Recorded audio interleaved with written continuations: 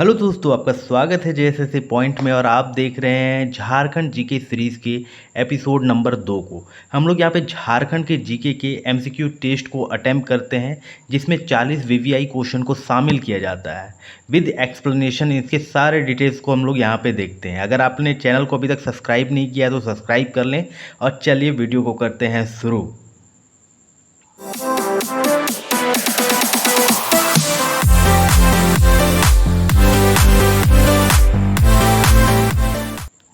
तो आज का पहला प्रश्न है दोस्तों, झारखंड राज्य के नए प्रतीक चिन्ह में सौर चित्रकारी के कितने नर्तकों को दिखाया गया है? ऑप्शन है 12, 24, 60 और 48।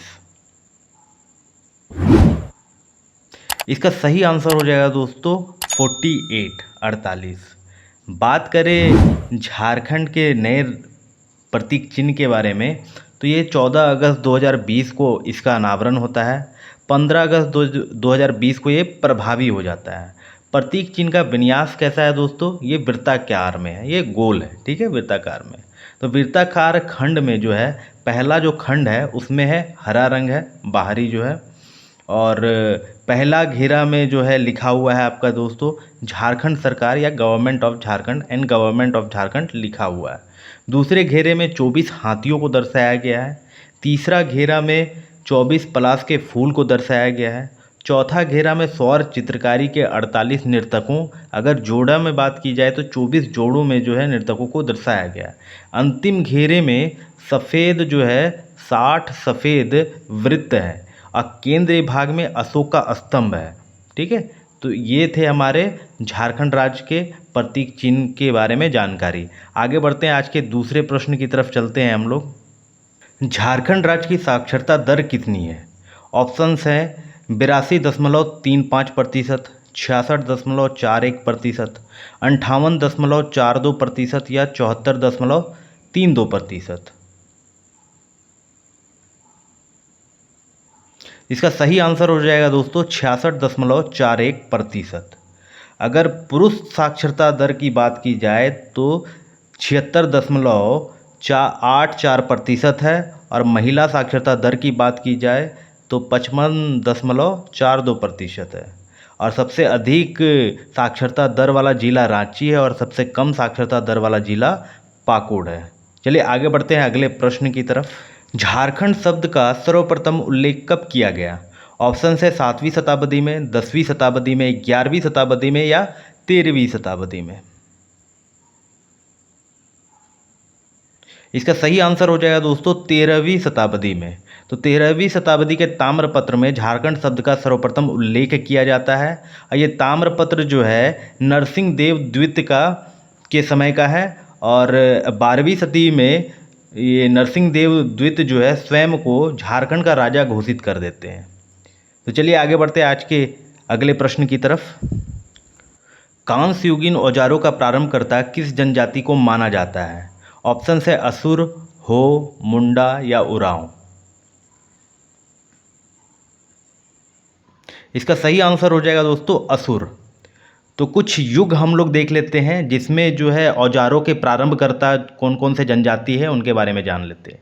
तो तांबा युग के औजारों के जो है प्रारंभकर्ता माने जाते हैं असुर, बिरजिया और बिरहोर। कांस्य युग के औजारों के प्रारंभकर्ता माने जाते हैं असुर और बिरजिया। और लोह युग के औजारों के प्रारंभकर्ता माने जाते हैं असुर और बिरजिया। तो ये आपको याद रखना है। आगे बढ़ते हैं अगले प्रश्न की तरफ। लोरे ए यादगा की यात्रा का वर्णन जैन ग्रंथों में महावीर स्वामी के संदर्भ में होता है। इस शब्द का अर्थ क्या है? ऑप्शन है चमकीली भूमि, आंसुओं की नदी, स्वर्ग का रास्ता या अदृश्य तारा। इसका सही आंसर हो जाएगा दोस्तों आंसुओं की नदी। लोरे ए यादगा को मुंडारी भाषा में आंसुओं की नदी कहा जाता है। चलिए जान लेते हैं हम लोग जैन धर्म के बारे में। तो जैन धर्म का मक्का कहलाता है पारसनाथ पहाड़ी, जो कि गिरिडीह में स्थित है, जिसकी ऊंचाई मीटर में है 1365, और फीट में बात की जाए तो 4478 है, 4478 फीट की ऊंचाई पे है। 24 तीर्थंकरों में से 20 तीर्थंकरों ने इसी पहाड़ी पर निर्वाण प्राप्त किया था, ठीक है। वो 20 तीर्थंकर में से पहले तीर्थंकर कौन थे? वो थे अजीतनाथ, और अंतिम कौन थे? वो तो पार्श्वनाथ। आगे बढ़ते हैं अगले प्रश्न की तरफ। चंद्रगुप्त द्वितीय के शासनकाल में भारत आए चीनी यात्री फाहियान ने झारखंड के लिए किस शब्द का प्रयोग किया? ऑप्शन है कुकुटलाड, मुरुंड देश, कुकुट देश या किकट प्रदेश।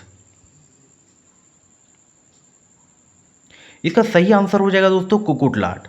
तो 405 ईस्वी में एक चीनी यात्री चंद्रगुप्त द्वितीय के दरबार में आया जिसका नाम फाहियान था। उन्होंने झारखंड को क्या कहा? कुकुटलाट कहा। आज चंद्रगुप्त द्वितीय का जो है और एक नाम है विक्रमादित्य। आगे बढ़ते हैं अगले प्रश्न की तरफ। झारखंड के किस स्थान से पाल शासक महेंद्र पाल के शिलालेख प्राप्त हुए हैं? ऑप्शन है सतगवा पहाड़, इटखोरी, बेनीसागर या मधुही पहाड़। इसका सही आंसर हो जाएगा दोस्तों इटखोरी। और एक बात आप लोगों को याद रख लेना है कि पाल शासकों के काल में ही झारखंड में बौद्ध धर्म के ब्रजयान शाखा का विस्तार हुआ था। चलिए चलते हैं अगले प्रश्न की तरफ। कांग्रेस के एकमात्र अधिवेशन झारखंड के किस स्थान पर आयोजित किया गया? ऑप्शन है रांची, हजारीबाग, रामगढ़ या देवघर। इसका सही आंसर हो जाएगा दोस्तों रामगढ़। रामगढ़ में ही कांग्रेस का 53वां अधिवेशन होता है 19 से 20 मार्च 1940 में। झारखंड का पहला तथा एकमात्र अधिवेशन था ये।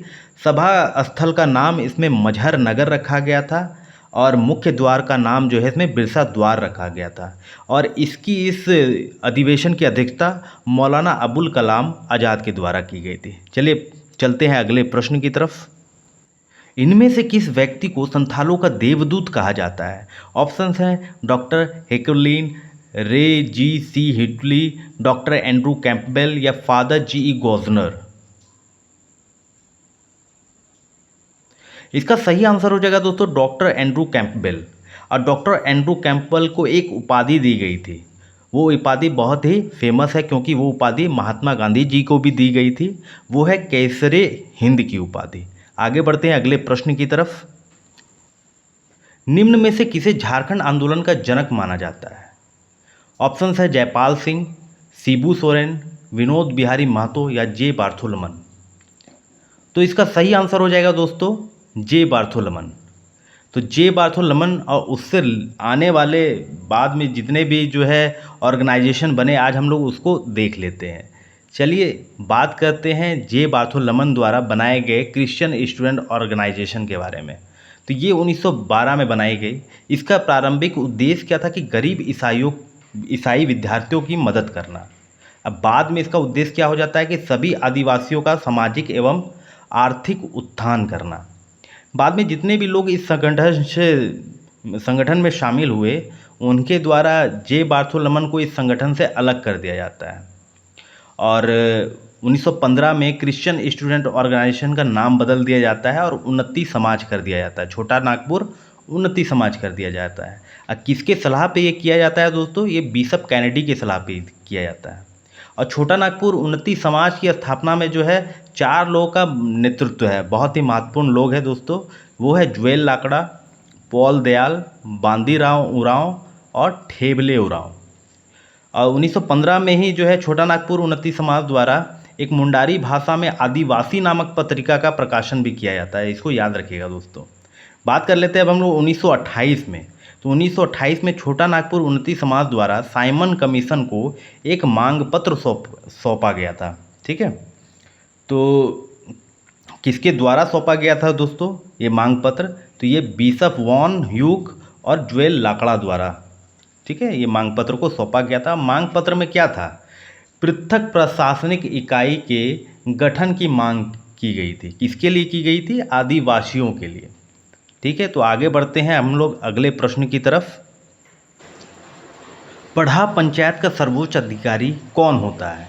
ऑप्शन है हाथू मुंडा, मुंडा, पांडे या पढ़ा राजा। इसका सही आंसर हो जाएगा दोस्तों पढ़ा राजा। तो पढ़ा राजा का कार्य क्या होता है दोस्तों? वैसे मामले जिनका निपटारा ग्रामीण स्तर पर महतो द्वारा नहीं किया जा सका है उस मामले को पढ़ा राजा को हस्तांतरित कर दिया जाता है। अब आप पूछेंगे कि महतो कौन है? तो चलिए हम लोग पढ़ा पंचायत व्यवस्था को थोड़ा सा समझ लेते हैं। ये किस जनजाति से संबंधित है? तो ये उरांव जनजाति से संबंधित है। और उरांव जनजाति में जो पढ़ा पंचायत शासन व्यवस्था है उसके गांव के प्रधान को महतो कहते हैं। अब महतो के ही सहयोगी को मांझी कहते हैं। अब पढ़ा का मतलब होता है दोस्तों कई गांवों को मिलाकर बनी पंचायत, है ना। चलिए बढ़ते हम लोग अगले प्रश्न की तरफ। मांझी परगना शासन व्यवस्था का संबंध निम्न में से किस जनजाति से है? ऑप्शंस है हो, संथाल, मुंडा या उरांव। इसका सही आंसर हो जाएगा दोस्तों संथाल जनजाति से। तो संथालों द्वारा शासन व्यवस्था को सोरिया पहाड़िया जनजाति से ग्रहण किया गया है, ठीक है। तो सोरिया पहाड़िया जो जनजाति है उसकी ही शासन व्यवस्था को संथालों द्वारा अपना लिया गया है। उस शासन व्यवस्था को क्या कहते हैं दोस्तों? मांझी परगना शासन व्यवस्था कहते हैं। तो चलिए मांझी परगना शासन व्यवस्था के कुछ महत्वपूर्ण पद को हम लोग जान लेते हैं। तो गांव के प्रधान को हम लोग इसमें कहेंगे मांझी। प्राणिक या प्रमाणिक कहेंगे उपमांझी को, जो मांझी के अनुपस्थिति में कार्यों का संचालन करेगा, ठीक है, उसे क्या कहेंगे? प्रमाणिक या प्राणिक। गुड़ैत या गुड़ाइत या गुड़ित, ये जो है मांझी का सचिव होता है। ग्रामीणों को किसी उत्सव या कार्यक्रम की जानकारी पहुंचाने का कार्य करता है, एक तरह का जो है खबरी होता है, ठीक है। जोग मांझी जो है मांझी का सहायक होता है।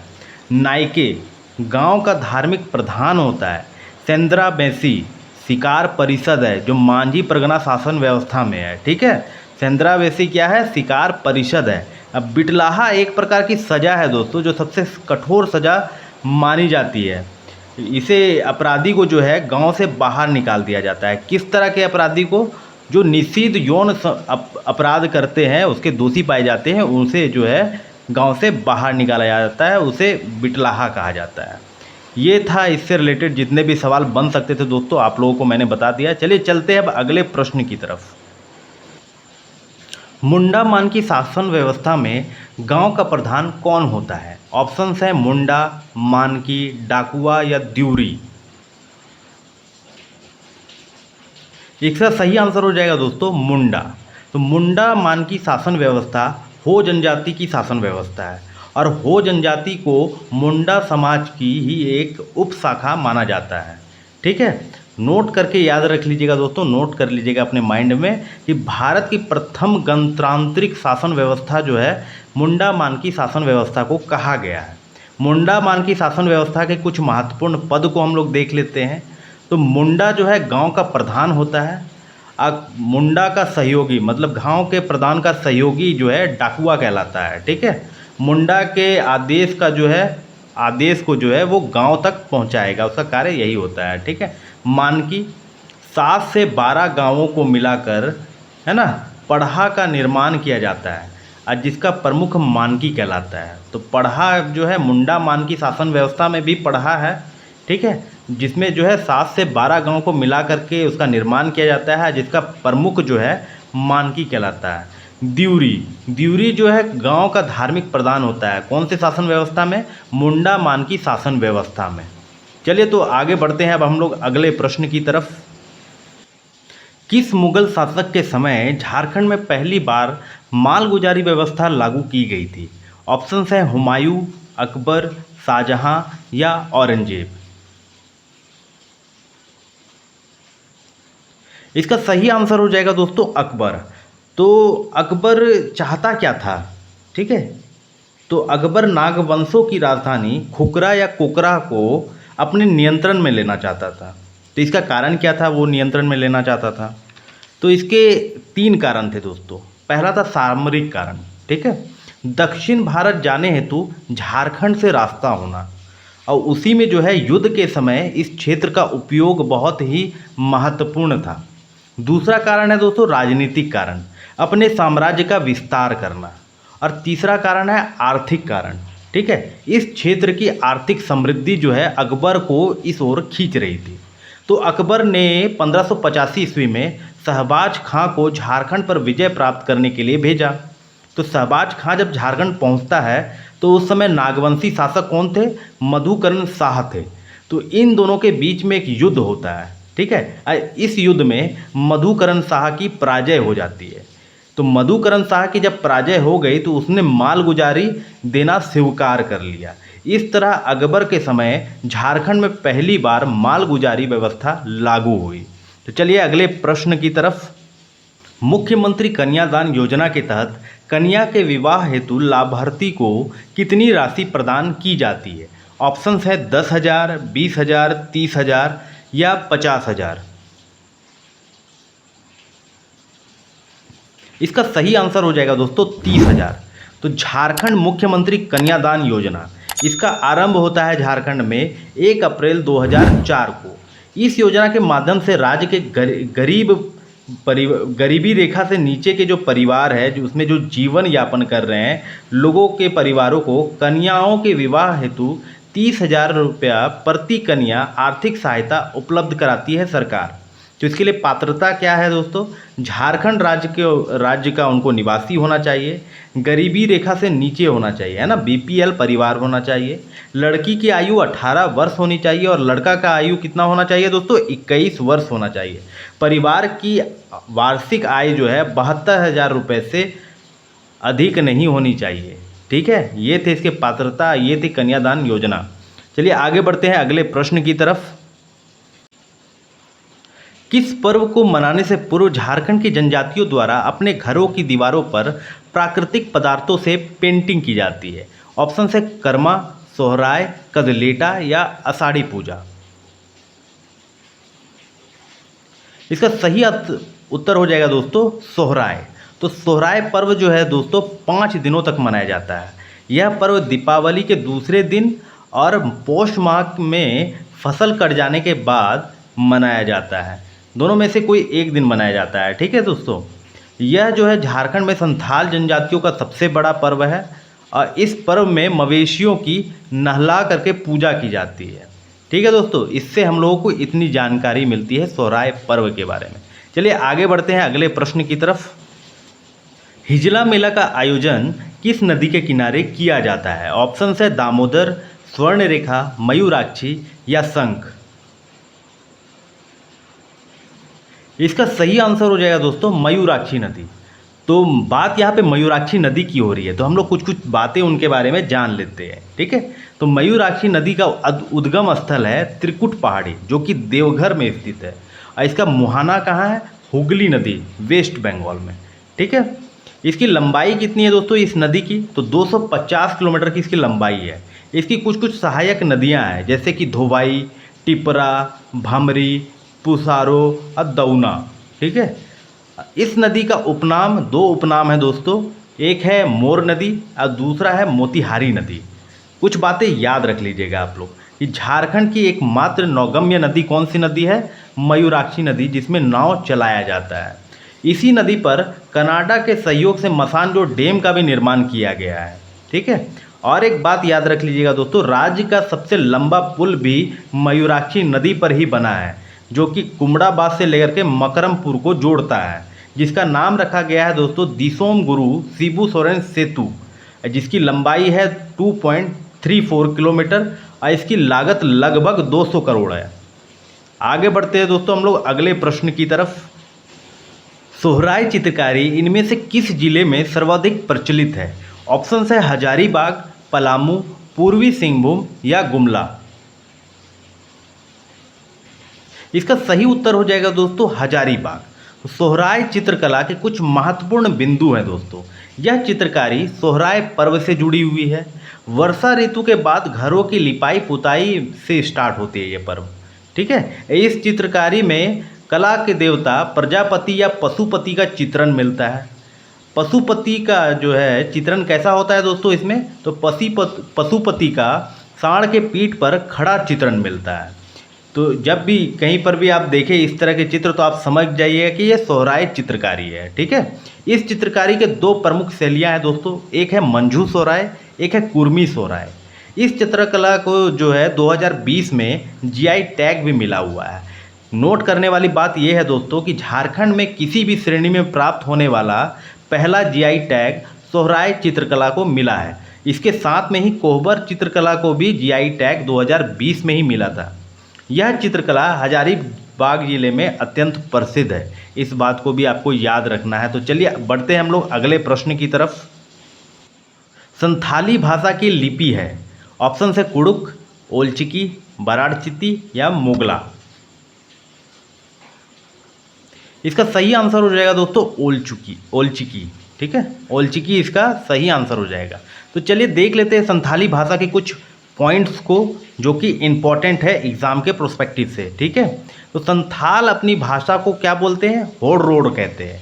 होड़ का मतलब हो गया संथाल और रोड़ का मतलब हो गया बोली। संथाली भाषा के दो रूप हैं दोस्तों। कौन कौन से रूप हैं? एक है शुद्ध संताली और एक है मिश्रित संताली। 92वें संविधान संशोधन 2003 के द्वारा भारतीय संविधान की 8वीं अनुसूची में संथाली भाषा को शामिल किया गया था। Very very very important point है दोस्तों, इसको दिमाग में रखिएगा आप लोग, और हो सके तो कॉपी पेन ले करके बैठिए जब मैं ये वीडियो आपको प्रोवाइड कर रहा हूँ। ठीक है, या वीडियो आप जब देख रहे हो। नोट करने वाली बात यह है दोस्तों, 8वीं अनुसूची में शामिल की जाने वाली ये झारखंड की एकमात्र क्षेत्रीय भाषा है ना। संथाली भाषा की लिपि ओलचिकी का आविष्कार पंडित रघुनाथ मुर्मू द्वारा 1941 में किया गया था। डोमन साहू समीर को संथाली भाषा का भतेंदु कहा जाता है, और इनको जो है संथाली भाषा का भतेंदु क्यों कहा जाता है? इन्होंने 1951 में संथाली प्रवेशिका नाम की रचना की थी, इसलिए इन्हें संथाली भाषा का भतेंदु कहा जाता है। ठीक है, संथाली भाषा का संबंध ऑस्ट्रो एशियाटिक या मुंडारी भाषा परिवार से है, और आपको कमेंट करके बताना है कि पंडित रघुनाथ मुर्मू जनजातीय विश्वविद्यालय झारखंड के किस जिले में निर्माणाधीन है। चलिए अब बढ़ते हैं हम लोग अगले प्रश्न की तरफ। झारखंड राज्य में निम्न में से किस पवनों द्वारा वर्षा होती है? ऑप्शन है दक्षिण पश्चिम मानसून पवनों द्वारा, उत्तर पूर्वी मानसून पवनों द्वारा, पछुआ पवनों द्वारा, या इनमें से कोई नहीं। इसका सही आंसर हो जाएगा दोस्तों दक्षिण पश्चिम मानसून पवनों द्वारा। तो जान लेते हैं हम लोग झारखंड में वर्षा ऋतु के बारे में। ठीक है, झारखंड में वर्षा ऋतु जून से लेकर के अक्टूबर तक चलता है। झारखंड में मानसून की दो शाखाओं द्वारा वर्षा होती है, एक है बंगाल की खाड़ी, दूसरा है अरब सागर। तो बंगाल की खाड़ी से झारखंड के पूर्वी भाग में वर्षा होती है और अरब सागर से झारखंड के मध्यवर्ती तथा पश्चिमी भाग में वर्षा होती है। लेकिन झारखंड में अधिक वर्षा जो है बंगाल की खाड़ी के द्वारा होती है। ठीक है, झारखंड की औसत वार्षिक वर्षा 140 सेंटीमीटर है। लेकिन नोट करने वाली बात यह है कि ऊंचाई वाले भागों में निम्न स्थानों की तुलना में अधिक वर्षा होती है। जैसे नेतरहाट के पहाड़ में 180 सेंटीमीटर से अधिक वर्षा होती है, लेकिन चाईबासा के मैदानी भाग में सबसे कम वर्षा होती है। इससे समझ में आता है कि झारखंड में सबसे अधिक वर्षा नेतरहाट के पठार में होती है, लेकिन सर्वाधिक वर्षा वाला जिला हजारीबाग है। चलिए अब बढ़ते हैं हम लोग अगले प्रश्न की तरफ। झारखंड राज्य की मिट्टियों को मुख्यतः कितने प्रकारों में वर्गीकृत किया जाता है? ऑप्शन है 5, 6, 7 या 8। इसका सही आंसर हो जाएगा दोस्तों 6 प्रकार में वर्गीकृत किया जाता है। तो चलिए झारखंड राज्य के मिट्टियों से रिलेटेड कुछ इंपॉर्टेंट फैक्ट्स को देख लेते हैं। अगर निर्माण प्रक्रिया को देखा जाए तो झारखंड में अवशिष्ट मिट्टी पाई जाती है। अब आपके मन में चल रहा होगा कि अवशिष्ट मिट्टी क्या होती है। तो जैसा कि आपको पता होगा कि झारखंड एक पठारी भूमि वाला राज्य है, तो पठारी इलाकों में ज़मीन के अंदर खनिज एवं चट्टानों के अपक्षयन के कारण निर्मित अवशेष से बनी मिट्टी को हम लोग अवशिष्ट मिट्टी कहते हैं। ठीक है, तो झारखंड में मिट्टियों का वर्गीकरण इस प्रकार है। वर्गीकरण जो किया गया है, लाल मिट्टी, काली मिट्टी, लैटेराइट मिट्टी, रेतीली मिट्टी, जलोढ़ मिट्टी और अभ्रक मूलक मिट्टी। ठीक है, चलिए बढ़ते हैं हम लोग अगले प्रश्न की तरफ। झारखंड का सबसे बड़ा वन्यजीव अभयारण्य कौन सा है? ऑप्शन है लबालोंग अभयारण्य, महुआ डांड अभयारण्य, पलामू वन्यजीव अभयारण्य या हजारीबाग वन्यजीव अभयारण्य। इसका सही आंसर हो जाएगा दोस्तों पलामू वन्यजीव अभयारण्य। झारखंड के वन्यजीव अभयारण्य की बात करें तो एग्ज़ाम प्रोस्पेक्टिव से वेरी इंपॉर्टेंट है ये। ठीक है, क्योंकि एग्ज़ाम में इससे रिलेटेड कई क्वेश्चन पूछे जा चुके हैं, तो इससे रिलेटेड जितने भी क्वेश्चन बन सकते हैं हम उसे देख लेते हैं। झारखंड में राष्ट्रीय स्तर का एकमात्र वन्यजीव अभयारण्य है, वो है पलामू वन्यजीव अभयारण्य। बाकी सभी राज्य स्तरीय है। ठीक है, तो कुल कितने वन्य जीव अभ्यारण्य है झारखंड में? वो है 11। ठीक है, एक आपका जो है राष्ट्रीय स्तर का है। झारखंड का सबसे बड़ा वन्य जीव अभ्यारण्य जिसका विस्तार 794 स्क्वायर किलोमीटर है, वो है पलामू वन्य जीव अभ्यारण्य, है ना। इसकी स्थापना होती है 1976 में। अब प्रमुख वन्य जीव इसमें पाए जाते हैं हाथी एवं सांबर। आगे बढ़ते हैं अगले प्रश्न की तरफ। झारखंड राज्य में जवाहरलाल नेहरू जैविक उद्यान किस जिले में अवस्थित है? ऑप्शन है धनबाद, बोकारो, पलामू या कोडरमा। इसका सही आंसर हो जाएगा दोस्तों बोकारो में।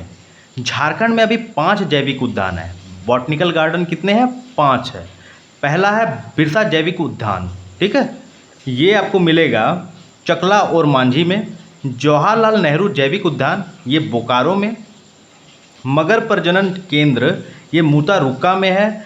बिरसा मृग विहार ये कलमाटी खूंटी में है। और बटरफ्लाई पार्क जो है और मांझी रांची में है।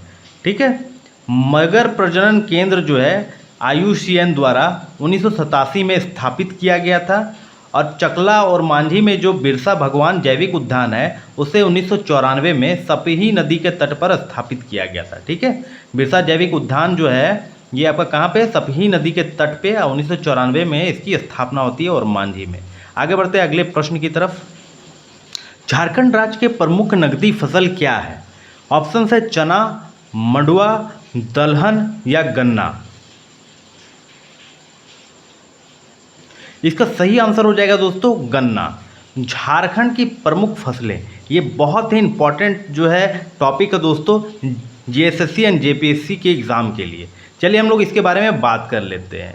सबसे पहले बात करते हैं हम लोग दोस्तों धान या चावल, जिसकी सर्वाधिक उत्पादन होती है झारखंड में। यही झारखंड की सर्वप्रमुख खाद्य फसल है। सर्वाधिक उत्पादन कहाँ होती है इसकी दोस्तों? सिंहभूम, रांची, गुमला और दुमका में होती है। बात करें मक्का के बारे में तो यह राज्य की दूसरी सर्वाधिक उत्पादित की जाने वाली फसल है। सबसे अधिक मक्का का उत्पादन पलामू में होता है ना, पलामू जिले में होता है। बात करते हैं गेहूं के बारे में तो उत्पादन की दृष्टि से देखा जाए तो तीसरा स्थान गेहूं का ही आता है। इसकी सबसे अधिक उत्पादन पलामू में होती है। गन्ना ये राज्य की प्रमुख नकदी फसल है।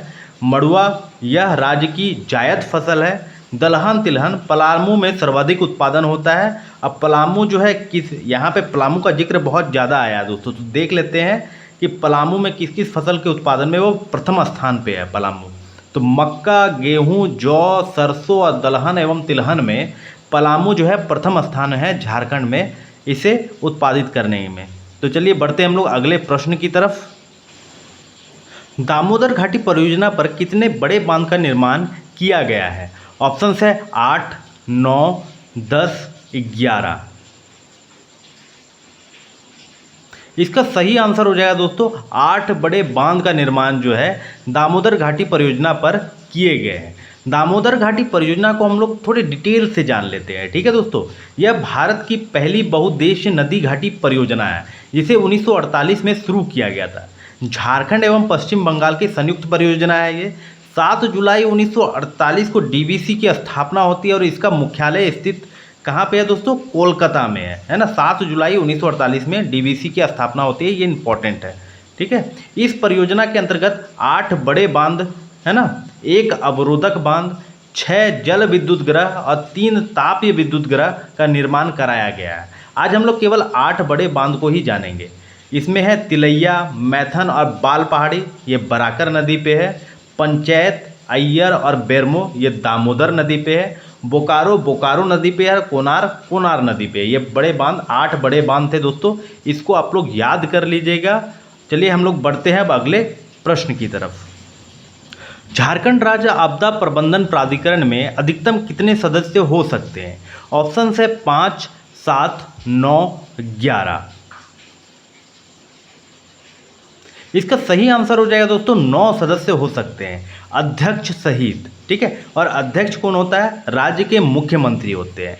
झारखंड राज्य आपदा प्रबंधन प्राधिकरण है ना, इसका गठन होता है 28 मई 2010 को होता है। और कौन से अधिनियम में होता है? आपदा प्रबंधन अधिनियम 2005 की धारा 14 के 1 के तहत इसका जो है गठन किया जाता है। राज्य में आपदा प्रबंधन प्राधिकरण का गठन करने की शक्ति किसके पास है? राज्यपाल के पास होता है। झारखंड में आपदा के श्रेणी में क्या क्या है उसको हम लोग देख लेते हैं जरा। भूकंप, बाढ़, सूखा, तड़ित जिसको लाइटनिंग कहते हैं, खनन दुर्घटना, जंगल में आग और हाथियों का आक्रमण झारखंड में जो है आपदा के श्रेणी में इसको रखा गया है। आपदा प्रबंधन की अध्यक्षता कौन करते हैं दोस्तों? ये भी एग्जाम में जो है ऐसे पूछा जाता है इस तरह के क्वेश्चन को। तो राज्य स्तर पर मुख्यमंत्री करते हैं, जिला स्तर पर डिस्ट्रिक्ट मजिस्ट्रेट करते हैं, डिस्ट्रिक्ट कलेक्टर करते हैं या डिप्टी कमिश्नर, इन तीनों में से कोई करते हैं जिला स्तर पर। प्रखंड स्तर पर या ब्लॉक स्तर पर करते हैं बीडीओ, प्रखंड विकास पदाधिकारी के द्वारा। ग्राम स्तर पर करते हैं आपका ग्राम सभा का मुखिया। इन लोगों के जो अध्यक्ष होते हैं इनका कार्य क्या होता है दोस्तों? तो आम जनता को आपदा से निपटने के उपायों का प्रचार प्रसार करना इन लोगों का काम होता है। अब आपदा प्रबंधन को 3 भागों में बांटा जाता है। पहला है आपदा पूर्व व्यवस्था, कि आपदा आने से पहले क्या क्या व्यवस्था किया जाता है। आपदा की तैयारी दूसरा है, और आपदा के बाद की व्यवस्था। ये 3 जो है आपदा प्रबंधन के भाग हैं। ठीक है, आगे बढ़ते हम लोग अगले प्रश्न की तरफ। राज्य के किस जिले में अभ्रक मूलक मिट्टी की प्रचुरता है? ऑप्शन है गढ़वा, धनबाद, कोडरमा या बोकारो। इसका सही उत्तर हो जाएगा दोस्तों कोडरमा। कोडरमा के अलावा यह मिट्टी मांडू, झुमरी तलैया एवं बड़का गांव में भी पाया जाता है। एंड इन सभी स्थानों को मिला करके अभ्रक पट्टी का निर्माण होता है। आपको बताना है दोस्तों कि रूबी अभ्रक किस रंग का होता है। चलिए आगे बढ़ते हैं हम लोग अगले प्रश्न की तरफ। भारत की प्रथम कोलवासरी स्थापित की गई थी।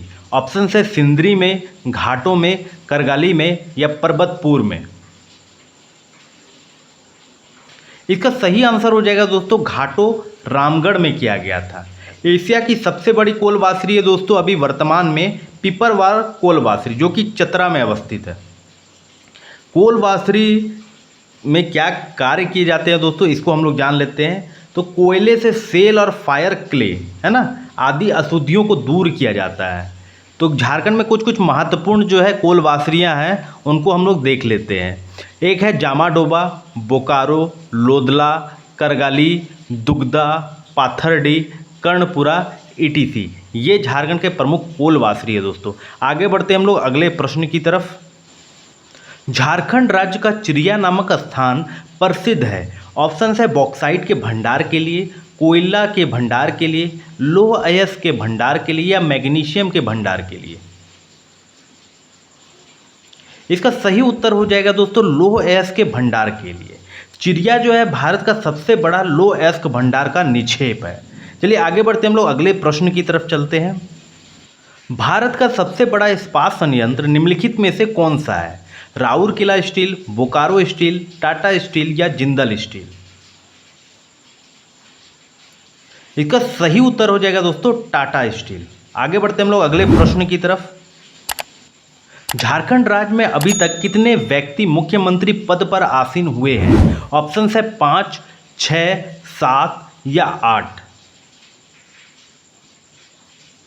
इसका सही उत्तर हो जाएगा दोस्तों 7। तो चलिए इन 7 व्यक्ति को हम लोग क्रम अनुसार से देख लेते हैं। सबसे पहले झारखंड के मुख्यमंत्री बनते हैं बाबूलाल मरांडी, उसके बाद झारखंड के मुख्यमंत्री बनते हैं अर्जुन मुंडा, उसके बाद झारखंड के मुख्यमंत्री बनते हैं शिबू सोरेन, उसके बाद झारखंड के मुख्यमंत्री बनते हैं मधु कोड़ा, उसके बाद हेमंत सोरेन, उसके बाद रघुवर दास और अभी जो है वर्तमान में चंपई सोरेन झारखंड के मुख्यमंत्री बने थे। अभी वर्तमान में झारखंड के मुख्यमंत्री हेमंत सोरेन है। आगे बढ़ते हैं हम लोग अगले प्रश्न की तरफ। झारखंड राज्य के प्रथम महाधिवक्ता कौन थे? ऑप्शन है विनोद पोद्दार, मंगलमय बनर्जी, सोहेल अनवर या आर.एस. मजूमदार। इसका सही आंसर हो जाएगा दोस्तों मंगलमय बनर्जी। और वर्तमान में झारखंड के महाधिवक्ता कौन है? यह है राजीव रंजन। आगे बढ़ते हैं हम लोग दोस्तों अगले प्रश्न की तरफ। झारखंड लोक सेवा आयोग की स्थापना किस वर्ष की गई थी? ऑप्शन है 2000 में, 2001 में, 2002 में या 2003 में। इसका सही उत्तर हो जाएगा दोस्तों 2002 में। तो जेपीएससी के प्रथम अध्यक्ष थे फटीक चंद्र हेम्ब्रम। अब वर्तमान में अध्यक्ष कौन है? डॉक्टर मेरी नीलिमा किरकटा है। आगे बढ़ते दोस्तों अपने अगले प्रश्न की तरफ। 1857 ईस्वी के विद्रोह का प्रारंभ झारखंड के किस क्षेत्र में हुआ था? ऑप्शन है पिठोरिया रांची में, शिकारीपाड़ा दुमका में, पांकी मेदिनीनगर या रोहिणी देवघर में। इसका सही उत्तर है दोस्तों रोहिणी देवघर में। आगे बढ़ते हैं दोस्तों अगले प्रश्न की तरफ। झारखंड राज्य के निर्माण का प्रथम प्रयास इनमें से किस व्यक्ति के द्वारा किया गया था? ऑप्शन है बिरसा मुंडा, तिलका मांझी, जयपाल सिंह मुंडा या शिबू सोरेन। इसका सही उत्तर हो जाएगा दोस्तों जयपाल सिंह मुंडा। आगे बढ़ते अगले प्रश्न की तरफ। झारखंड राज्य के प्रथम निर्दलीय मुख्यमंत्री का क्या नाम है? ऑप्शन है बाबूलाल मरांडी, एम रमा जोइस, मधु कोड़ा या हेमंत सोरेन। इसका सही उत्तर हो जाएगा दोस्तों मधु कोड़ा। अगले प्रश्न पे चलते हैं हम लोग। हाल ही में लालचंद महतो का निधन हो गया है, वो झारखंड के पहले डैश मंत्री थे। ऑप्शन है कृषि मंत्री, रक्षा मंत्री, ऊर्जा मंत्री या शिक्षा मंत्री। इसका सही उत्तर हो जाएगा दोस्तों ऊर्जा मंत्री, वो पहले ऊर्जा मंत्री थे। आगे बढ़ते हम लोग अगले प्रश्न की तरफ। निम्न में से झारखंड में किसको इस वर्ष 2024 में पद्मश्री सम्मान से सम्मानित किया गया है? ऑप्शन है पूर्णिमा महतो, चामी मुर्मू, कुमारी वीना, ए और बी दोनों को। इसका सही आंसर हो जाएगा दोस्तों ए और बी दोनों। तो पूर्णिमा महतो और चामी मुर्मू दोनों को जो है पद्मश्री सम्मान से सम्मानित किया गया। आगे बढ़ते दोस्तों अगले प्रश्न की तरफ। वर्तमान में झारखंड के अनुसूचित जनजाति, अनुसूचित जाति एवं पिछड़ा वर्ग कल्याण विभाग अल्पसंख्यक कल्याण को छोड़कर के मंत्री हैं सत्यानंद भोक्ता, बसंत सोरेन, दीपक बिरुआ या मिथिलेश कुमार। इसका सही उत्तर हो जाएगा दोस्तों दीपक बिरुआ। तो दीपक बिरुआ कौन से विधानसभा क्षेत्र से आते हैं? तो वो विधानसभा क्षेत्र है दोस्तों चाईबासा। चलिए बढ़ते हम लोग अगले प्रश्न की तरफ। वित्तीय वर्ष 2024-25 के लिए कितने करोड़ का झारखंड बजट पेश किया गया था? 84,200 करोड़ का, 96,765 करोड़ का, 1,18,418 करोड़ का या 1,28,900 करोड़ का। इसका सही उत्तर हो जाएगा दोस्तों 1,28,900 करोड़ का। इस बजट को किसने पेश किया था दोस्तों? वित्त मंत्री रामेश्वर उरांव के द्वारा पेश किया गया था। तो वीडियो आप लोगों को कैसा लगा दोस्तों? 40 प्रश्न आज पूरे समाप्त कर दिए हम लोगों ने एक्सप्लेनेशन के साथ। हमारी एक्सप्लेनेशन आप लोगों को अच्छी लग रही है तो आप लोग कमेंट के माध्यम से हमको ज़रूर बताइएगा। ये जान करके मुझे अच्छा लगेगा कि मैं आप लोगों को एक अच्छी मटेरियल प्रोवाइड कर रहा हूँ। वीडियो बहुत लंबी हो चुकी है दोस्तों, तो आप लोग इसको 2x करके भी देख सकते हैं। चलिए हम लोग मिलते हैं अगले वीडियो में। जोहार झारखंड।